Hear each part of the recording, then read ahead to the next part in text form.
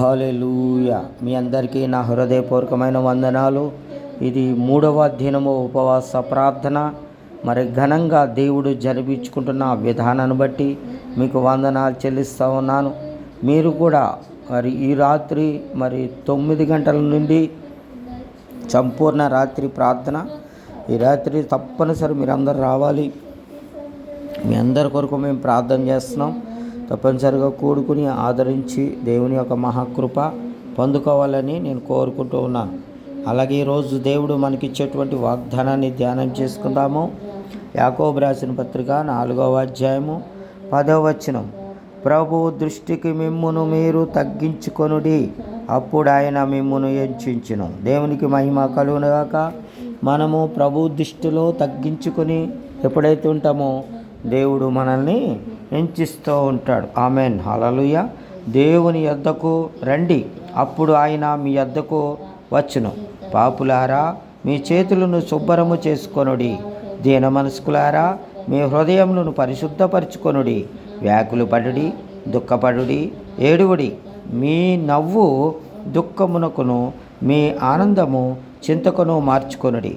ప్రభు దృష్టికి మిమ్మల్ని మీరు తగ్గించుకొనుడి, అప్పుడు ఆయన మీ వద్దకు వచ్చెను. పరిశుద్ధాత్మ దేవుని యొక్క మహాకృప తోడైనగాక.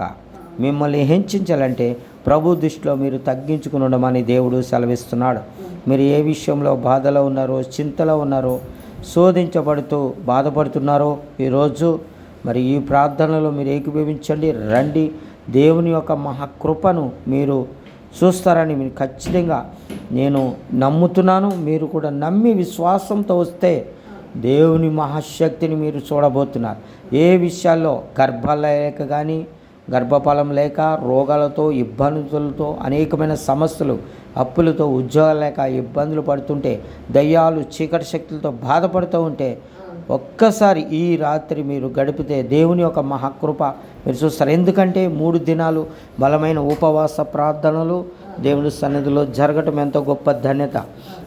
ఈ సన్నిధిలో అడుగుపెట్టిన ఎంతోమంది చెప్పొచ్చు, ఎన్నో సంఘాల్లో జరగచ్చు, అందరూ ఇలాగే చెప్తారని అనుకోవచ్చు. కానీ దేవుని మహాకృప ఎక్కడ ఉంటుంది, ఎవరి ద్వారా ఎప్పుడు ఏ అద్భుతాలు జరిగిస్తాడో తెలియదు. కనుక మీరందరూ వచ్చి ఏకీభవించి దేవుని యొక్క మహాకృపను పొందుకోవాలని నేను కోరుకుంటూ ఉన్నాను.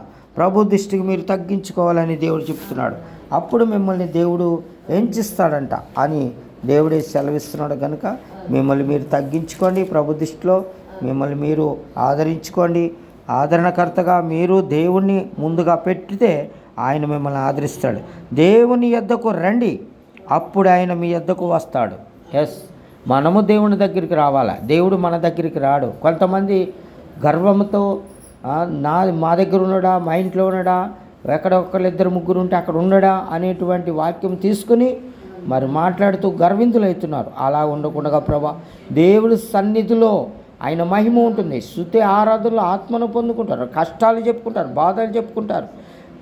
సేవకుడికి వారి కష్టం చెప్పుకుని ఆ సేద తీర్చుకుని వెళ్తారు. వాక్యంతో మాట్లాడతాడు. సాధారణంగా ఒక దూతను ఏర్పాటు చేసుకున్నాడు ఆయన. ఆ ఏర్పాట్లో మీరుంటే మీకు దేవుడు అద్భుతం చేస్తాడు. దేవుని యొద్దకు రండి, అప్పుడు ఆయన మీ యొద్దకు వస్తాడని దేవుడు సెలవిచ్చాడు. ఈ వాక్య విషయంలో ప్రార్థన చేసుకున్నాం. తండ్రి, మీకు వందనాలు చెల్లిస్తున్నాను. నీ కృప, నీ ఆదరణ సన్నిధి కుమ్మరించి మీరే తోడండి, నడిపించమని ప్రార్థిస్తున్నాను. మీ ఆదరణ మాకు దయచేయండి.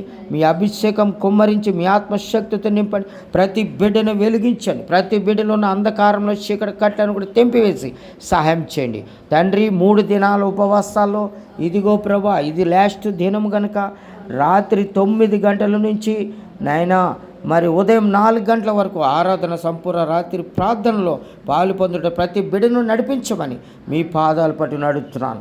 తండ్రి, మీకు వందనాలు చెల్లిస్తున్నాను. ప్రతి గృహంలోనూ ప్రతి సమస్యను కొట్టివేసి సహాయం చేయమని, మహిమ ఘనత ప్రభావాలు మీరే పొందుకోమని యేసుక్రీస్తు నామములో ప్రార్థిస్తున్నాను పరమ తండ్రి.